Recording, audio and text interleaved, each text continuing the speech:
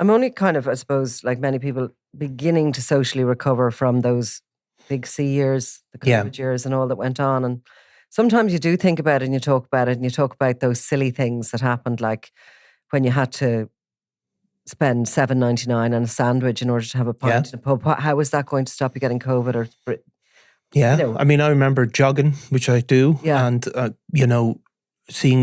saw one guy jogging past me with a face mask on. I mean, I was just going, how can you jog like that? Yeah. And then I continued jogging, and a woman, she was a good couple of meters away from me, and she literally dived away from me. Just a lot of that. Yeah. So most of my sort of traumas are about drink related. Yours are well, mine are my jogging related. No, mine are largely about that sort of thing. But I do also remember, I don't know if I ever told you this, but I was over in the UK for work one time during it. Now, it was legitimately. Legitimately, totally. And I was, yes, I'll tell you exactly what I was doing.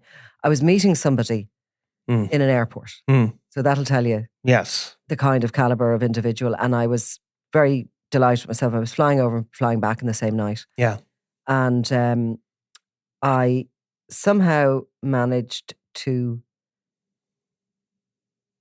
miss the fact that journalists were no longer on that excluded list. I think that week, remember we were on a list that you were able to... Yeah, essential worker list. Essential worker, but it was at the time that you didn't need the test to travel and you were able to do this. And this had changed literally within a few days of this thing. So anyway, I, had my meeting, went into the lounge, whiled away a few hours, and very confidently strode up to the barrier to fly back to Dublin, and was told, "Where's your COVID test?" And I said, "Oh no, I don't need one." So actually, it was Aer Lingus, I think, from memory. But anyway, they rang back to Dublin, and various people phoned. I do remember this. You did tell me at the time, yeah. And there was various people in all sorts of high-end jobs phoned, and it came back that we're really sorry, but they changed that rule about 3 days ago. Yeah. And I was like, oh shit. So it was so late, I couldn't go get a COVID test. I had to overnight. So I basically ended up, to make a long story short, had to stay in the airport for 2 nights in a hotel while getting and waiting for the results. And do you remember, rebooking. Do you even remember what those other COVID tests were called?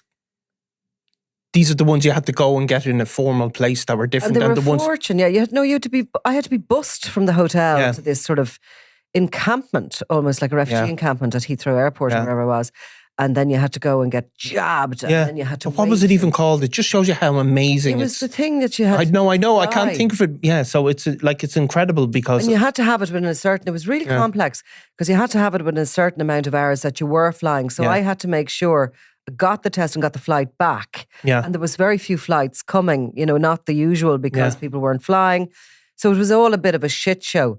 And I remember even in the hotel at the airport that I was in, you could order food, but it came in a paper bag and there was a knock on your door and you opened and the paper bag was there with like disinfectant. And I mean, I was never overly COVID-y, worriedy type anyway.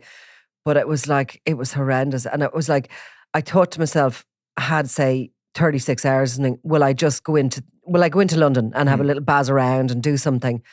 I thought, well, if I get on the bus and if I do get COVID, and then what happens if I get it? Yeah. I'll end up stuck here for 2 weeks. Like, it was hellish. Yeah. So I got my test and got back on the flight and got home. So everything was complex. Everything was much more difficult and all the rest of it. But in the middle of it all, I thought one of the most talked about stories was those 2 women who went to Dubai on a holiday to get a boob job. Yeah. Or so they told the Gardaí when they got back. They arrived back having had their holiday in Dubai and were apprehended at the airport because at this point you had to go into quarantine for 2 weeks. 2 weeks. So, I mean, it just to show that if you did have COVID, you'd recover in 2 weeks. Yeah. And then, in the worst case scenario, you would be infected and you'd be over it in 2 weeks. So that was the idea. But there was all these people coming back from places that you weren't allowed quarantine, I don't think, in your own home. Oh no, you definitely had weren't. to go to a hotel, a designated hotel. It was probably keeping the hotels going at that point. But you had to go to this hotel. You had to stay in the hotel room. And the same thing would happen. You'd get your food delivered in paper bags. And if you were a family, you had to stay together. There was videos of Oh my God, of these families with small children, like in hotel rooms for 2 weeks solid. Horrendous. They couldn't use the pool. They couldn't. Yeah. Anyway, the two ladies, Kirstie McGrath and Niamh Mulreany, ended up getting arrested in Dublin Airport. And this was in 2021 after flying back from this holiday in the UAE. They said they had planned but didn't actually undergo the cosmetic surgery. There maybe was some sort of could you go for surgery? Could you go for medical? I think you could.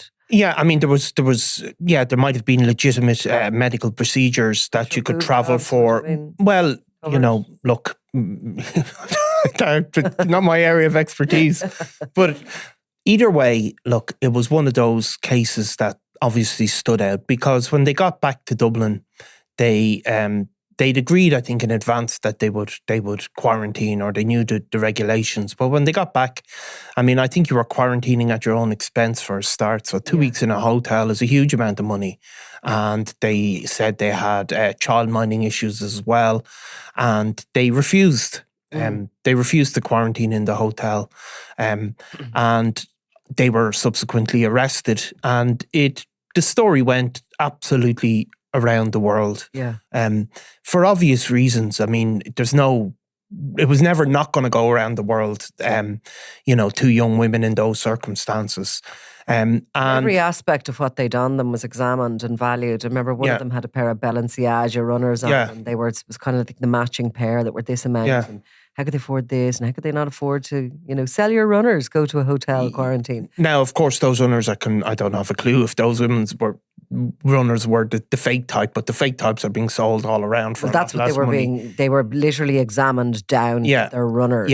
Yeah. Because when they came in, they became so famous and spoken about. Yeah. And of course, like, you can look back on it and say, if that had been two middle-aged men who had been going off for a hair transplant, it probably wouldn't have generated as much attention. It generated in part because of their age and the fact they were young women. So, I mean, this week, of course, it's back and it's finally the case has been thrown out. And, you'd be a hard heart at this point, wouldn't you, to say, that's terrible, they should have been prosecuted. It's ridiculous. The whole thing was ridiculous. I mean, obviously the guards involved had to follow the laws that were brought in, and it was emergency legislation, really. Emergency Powers Act or something was brought in at the time. Yeah. And breaching these orders, which was the Section 38 of the Health Act. Yeah. And I mean, it's a case. You did face, and they I think they had sort of tried to talk them round and ended up kind of arresting them, basically. Yeah. The world was in chaos. I can't believe that happened in 21. Yeah. By 21, everything was a little bit... You see, it's actually very hard to remember COVID, but when you look at this case now, as I said, you'd have to have a hard heart to say those, lock them up. I mean, seriously, you should. You really would. You kind of want to champion them now, do you? Well, kind of. And I mean, this case, remember, has gone up and down the courts solidly for four years, effectively. Right. I mean, it went all the way up to the Supreme Court. The Supreme Court, the women, the barristers on their behalf challenged the constitutionality of the law. It went up to the Supreme Court. The Supreme Court found that it was constitutional, the legislation and the use of the legislation, but it's come back now to the lower court for trial, and it's been thrown out.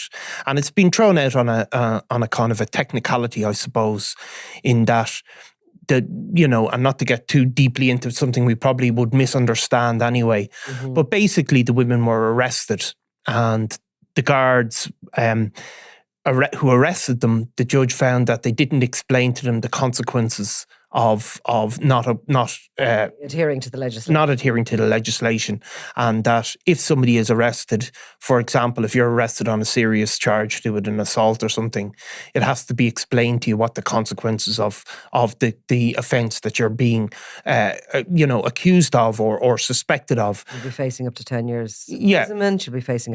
Exactly. But the judge found that they weren't told you'll be facing. No, and basically the judges, again, he's not critical of the Gardaí. He describes the legislation as complex and complicated, and it was designed to deal with the COVID emergency at that moment, and that the legislation, which is found to be valid, was an attempt to balance human rights against the requirement to protect citizens' lives. So he's looked at it in the whole and said, this is a technicality that they weren't warned of the consequences of their actions, and they should go free. And the Supreme Court thing, I mean, people hear that and think that's outrageous and everything, but like legislation of all types has to be tested. Yeah. And there will be an individual case that will be at the heart of that test. Yeah. But you're doing something for the greater good, really, in that you're testing the legislation. Oh, yeah. I mean, the Supreme Court will turn down cases constantly. The vast majority of cases that seek to go to the Supreme Court are thrown out. But this case was brought not on, by these women, of course, but the Supreme Court heard it because it's a novel legal issue at stake. Exactly. And they need to test it and hear it. Long term, and hopefully we won't be back in this emergency situation again, but we may be. And I suppose it means that in future cases, this has been tested and this is robust. Yes. If used correctly and if every box is ticked, including cautioning a arrestee of what they may face if they continue to refuse to quarantine. Yeah, and I mean, obviously the Supreme Court and every court that's heard these women, like there is a point of balance where, the law recognises that the COVID restrictions and many of the other things that we all went through, they do impinge on your normal human rights. And that's not something that should be just dismissed or just told people have to do what they're told. But tell me this much, had you done your 2 weeks in a hotel room, how would you be feeling? Well, I suppose you'd feel frustrated, possibly that and this is the problem with... You wouldn't feel as frustrated as you were back then in that hotel room. And I mean, obviously there's the expense that people were put through as well. Now, it wasn't, as I said, the legislation itself has stood up to scrutiny. Yeah. What's been thrown out it's to do with the manner in which they were arrested, which is a sort of a separate matter, even if it ultimately amounts to the same thing. I'll put this to you, like if you had nipped over to Dubai, how would you feel if you were for 4 years later, and for the rest of your life when everybody Googled your name, this story came up? You probably wouldn't feel, you'd probably feel frustrated too. I wouldn't be in Balenciaga runners. No. Photograph. I would look a bit rougher than that. Anyway, that's for sure. But yeah, I mean, there's that. But they did decide to kind of... They made their own choices. They made their choices to kind of flout the law and the agreements they'd made before they went. But it just, for me, it's almost like you can imagine this being a theatre, a show. It's a story that is a small little thing that happened with two colourful characters. Yeah. And actually, everything that was going on around that story is just so immense. Yeah. Like if it was almost like those hotels at the time were like, I mean, you could see people hanging out the windows of them just to try and get it. It was like prison. It was actually like prison. It was quarantine. So it was like it's is it the 5-year anniversary this year, wasn't it, in the start of March or whenever it was for COVID? Like it was an awesomely weird time that you really don't think about it too much in some ways. You were so into the unknown. It's like, I mean, I remember standing, the builders were in my house at the time, having done a big job, and I was standing in the wreckage. Yeah. Now we were ready to we had to move back in. Yeah. But it was not finished to the way it would usually be. So I had to do a lot of the cleanup of, everything in cement and try and get it back to normal. But I remember standing there and it felt like I was in a building site. Yeah. And I turned on a radio that one of the builders had left in the corner, and Leo Varadkar was making this speech. And I remember just going, I've nothing in the freezer, and really panicking about that I had no freezer plugged in, because I had no freezer for months while this building job was being done. And that was my first thing. Plug it in, go out to the supermarket, get something for the freezer. Like I hadn't a fish finger. No. And I had no wine in, so I had to go and bulk up on that. But I mean, the early days where you kind of thought it was surreal and, is this going to go on? And all your resilience came into play, didn't it, in a way? Yeah. I mean, I remember a guy telling me pretty early on, I can't remember how many weeks into it, a friend of mine, he texted me, I've got COVID. And I remember thinking, should I say goodbye to him now? He He might not make it. But lots of people didn't. Like, yeah, I know they didn't. But a lot of people obviously ultimately would get COVID and get it a few times. People getting COVID in the beginning, you got a fright. You got a really genuine fright. You worried for them. You were kind of sending texts. How are you doing today? And of course they were on their own, and that sensation of, I thought the nursing homes and the people who were in hospital dying and couldn't and had to die alone, and those suits and medical and all of that. But in the kind of the normal world where you were living day to day, it was really surreal, and you kind of got used to it, amazingly. Yeah, look, I suppose in 100 years' time, people will have investigated all of the social impacts of COVID, of the restrictions, of the illness itself. And it will be the most incredible study of human reactions to an event. But you can see, there was a number of these cases that encapsulated it all in a very simple manner. I mean, obviously in the UK, you had the Boris Johnson and the Tories partying during COVID that really caught the public imagination. Golfgate here. People became very judgy, didn't they? They did become very judgy. Goddamn judgy, like. Yeah, and of course, people will look back on that now and think, was that correct? And it's easy now, of course, to in the aftermath to have a different opinion.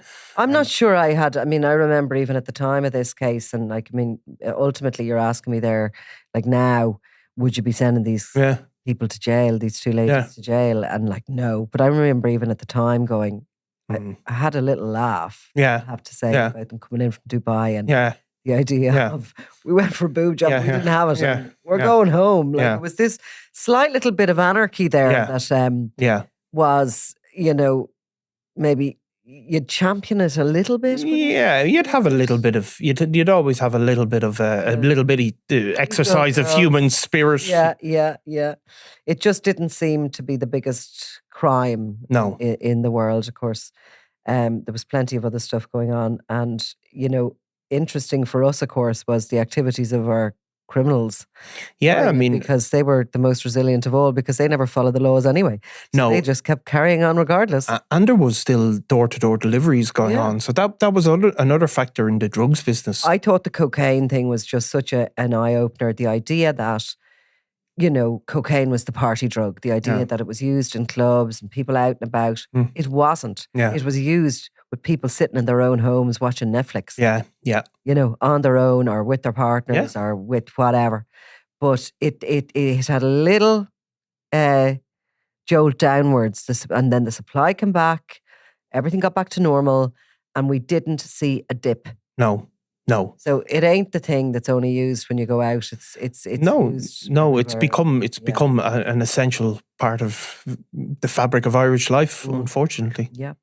Okay. Well, anyway, that's where that case has ended, and no doubt it will become. And good luck to the two of them. Yeah, and it'll become a study in. It'll probably end up in a school textbook, as a little story related to COVID. So anyway, we leave that behind. Thanks, Niall. Thanks, Nicola. I'm Nicola Tallant, and you're watching Crime World, a podcast about criminals, drugs and the underworld in Ireland and across the globe. Make sure you subscribe to our channel and turn on notifications so you can be the first to watch all our latest episodes. You can also listen wherever you get your podcasts.